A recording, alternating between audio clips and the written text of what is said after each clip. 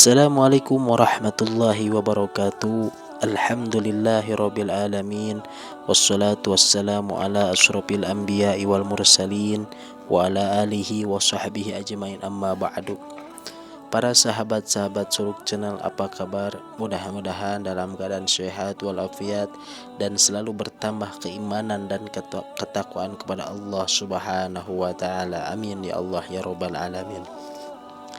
Para sahabat-sahabat Suluk Channel, pada dasarnya kematian adalah takdir seluruh makhluk, manusia ataupun jin, hewan ataupun makhluk-makhluk lain, baik lelaki ataupun perempuan, tua ataupun muda, baik orang sehat ataupun sakit, mereka semua akan bertemu dengan kematian yang dibawa oleh malaikat Ijrail alaihi salam, sang pencabut nyawa. Malaikat Ijrail ditugaskan oleh Allah Subhanahu wa taala untuk mencabut semua yang mempunyai nyawa, termasuk manusia, jin, hewan, dan apa-apa makhluk Allah Subhanahu wa taala. Besarnya malaikat Ijrail lebih besar daripada dunia dan langit. Andai kata semua lautan dan semua sungai yang ada di dunia ditumpahkan di atas kepalanya, maka tidak ada satupun setetes yang menetes ke tanah. Saking besarnya malaikat Ijrail. Dan inilah detik-detik malaikat Ijrail mencabut nyawa seseorang yang beriman kepada Allah Subhanahu wa taala. Dituliskan di dalam kitab Duratun Nasihin, ketika Allah memerintah kepada malaikat Ijrail untuk mencabut nyawa seorang mukmin, maka malaikat Ijrail akan mencabut melalui mulut seseorang yang beriman. Dan ketika malaikat Ijrail hendak mencabut nyawa melalui mulut, maka keluarlah di dalam mulut yang beriman itu dzikir, seraya berkata, tidak ada jalan untukmu untuk mencabut melalui mulut seseorang ini, karena mulut seseorang ini selalu basah dzikir kepada Allah Subhanahu wa taala. Kemudian ketika malaikat Ijrail tidak bisa mencabut nyawa melalui mulut, malaikat Ijrail menghadap Allah Subhanahu wa taala untuk menceritakan bahwasanya tidak bisa mencabut lewat mulutnya. Kemudian Allah Subhanahu wa taala memerintah malaikat Ijrail untuk mencabut dari mana saja.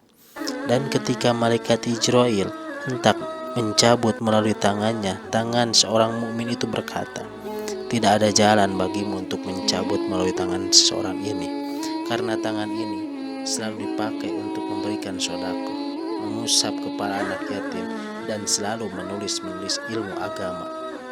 Kemudian malaikat Ijrail kembali kepada Allah Subhanahu wa taala untuk mengadukan hal yang sama. Lalu Allah Subhanahu wa taala memerintahkan lagi supaya mencabut dari arah mana saja. Kemudian malaikat Ijrail hendak mencabut melalui kaki. Lalu kaki orang yang mukmin itu berkata, tidak ada jalan bagimu, karena kaki ini selalu dilangkahkan untuk berjamaah dan mencari ilmu. Lalu malaikat Ijrail mengadukan lagi kepada Allah Subhanahu wa taala, dan Allah memerintahkan untuk mencabut dari arah mana saja. Kemudian malaikat Ijrail hendak mencabut melalui telinga. Kemudian telinga itu berkata, tidak ada jalan bagimu, karena telinga ini selalu mendengarkan ayat-ayat Allah Subhanahu wa taala. Kemudian malaikat Ijrail mencabut melalui mata, dan mata itu berkata, tidak ada jalan bagimu, karena mata ini selalu dipakai untuk melihat mushaf dan ilmu-ilmu Allah Subhanahu wa taala.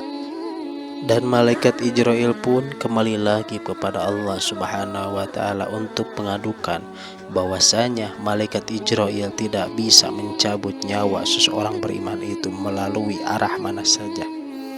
Lalu Allah Subhanahu wa taala berkata pada Ijrail, wahai Ijrail, tulislah di tanganmu namaku, dan lalu berikanlah tanganmu itu kepada hambaku. Dan ketika malaikat Ijrail melakukan apa yang diperintahkan oleh Allah Subhanahu wa taala untuk menulis nama Allah Subhanahu wa taala di dalam tangannya malaikat Ijrail, lalu malaikat Ijrail menghadapkan tangannya kepada seseorang yang beriman itu. Dan benar apa yang terjadi ketika Malaikat Ijrail melihatkan tangannya yang ada nama Allah Subhanahu wa Ta'ala, ruh seorang yang beriman itu langsung keluar. Inilah pelajaran penting untuk kita semua, bahwasanya kita harus selalu berzikir kepada Allah Subhanahu wa Ta'ala dan selalu beribadah kepada Allah Subhanahu wa Ta'ala, supaya ketika kita dicabut nyawa tidak merasakan sakit yang amat luar biasa. Mudah-mudahan kita semua di akhir hayat mendapatkan husnul khatimah dari Allah Subhanahu wa Ta'ala. Amin ya Allah ya Rabbal alamin. Wassalamualaikum warahmatullahi wabarakatuh. Wallahu a'lam bissawab.